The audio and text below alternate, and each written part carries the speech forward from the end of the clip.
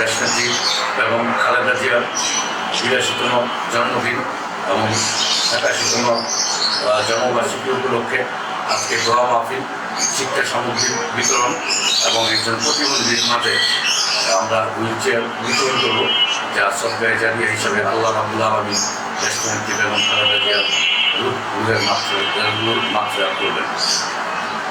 আমরা আজকের এই দিনে দেশনেত্রী এবং খালেদা জিয়াকে বিশেষভাবে স্মরণ করতে চাই, কারণ আমরা এখন যেই জুলাই আগস্টের গণঅভ্যুত্থান নিয়ে কে ডাক দিয়েছেন, কে মাস্টার মাইন্ড যে ধরনের বিতর্কে জড়িত হয়েছি, সেই জায়গায় বলতে হয় যে দেশনেত্রী এবং খালেদা জিয়া শেখ হাসিনার এই স্বৈরতন্ত্র থেকে এই দেশের মানুষকে রক্ষা করার জন্য তিনি দীর্ঘ 17 বছর আন্দোলন সংগ্রাম করেছেন। তার নেতৃত্বেই বর্তমানে বিরোধী দল জামাত ইসলাম থেকে শুরু করে সকল রাজনৈতিক দল শেখ হাসিনার বিরুদ্ধে লড়াই করেছেন। তিনি ছিলেন বাংলাদেশের এই হাসিনার বিরোধী আন্দোলনের বটবৃক্ষ মনিরুল, এবং তাকে কেন্দ্র করেই সকলের রাজনীতি আবর্তিত হয়েছে। আজকে অনেকেই এই কৃতিত্ব দাবি করে, কিন্তু এই কৃতিত্ব দেশনেত্রী বেগম খালেদা জিয়ার।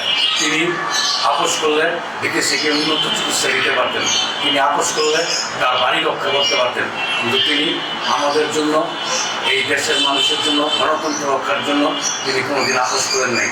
যে কারণে তার দীর্ঘদিনের বাড়ি, এই বাড়ি থেকে ওনাকে উচ্ছেদ হতে হয়েছে। তিনি বিনা চিকিৎসায় মৃত্যুর দিকে পতিত হয়েছেন।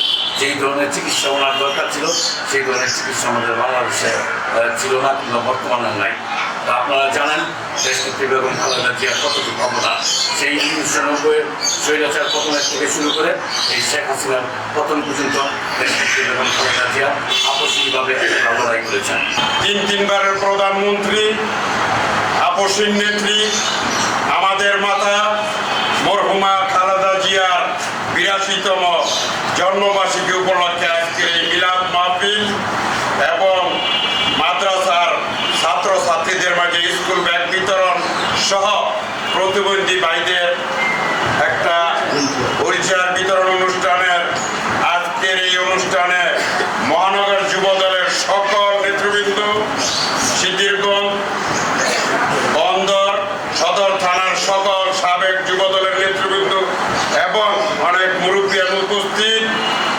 আজকে যার জন্য এই আয়োজন, তার ব্যাপারে আমাদের সাবেক মহানগর যুবদলের সভাপতি জনাব খোরশেদ ভাই এবং দীপু ভাই বক্তব্য রেখেছে।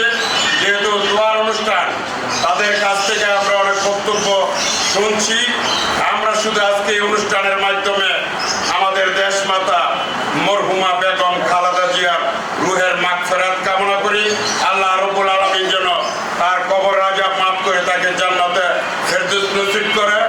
তার পাশাপাশি তার কনিষ্ঠ সন্তান আরাফাত রহমান কুকুর জন্য দোয়া চাই, এবং এই বিএনপির প্রতিষ্ঠাতা, বীর মুক্তিযোদ্ধা, একজন সেক্টর কমান্ডার, শহীদ রাষ্ট্রপতি জিয়াউর রহমানের জন্য আমরা দোয়া চাই, এবং বাংলাদেশের জনগণের ভোটের মাধ্যমে গত 12ই ফেব্রুয়ারি বাংলাদেশের যিনি দায়িত্ব নিয়েছেন, বর্তমানে বাংলাদেশের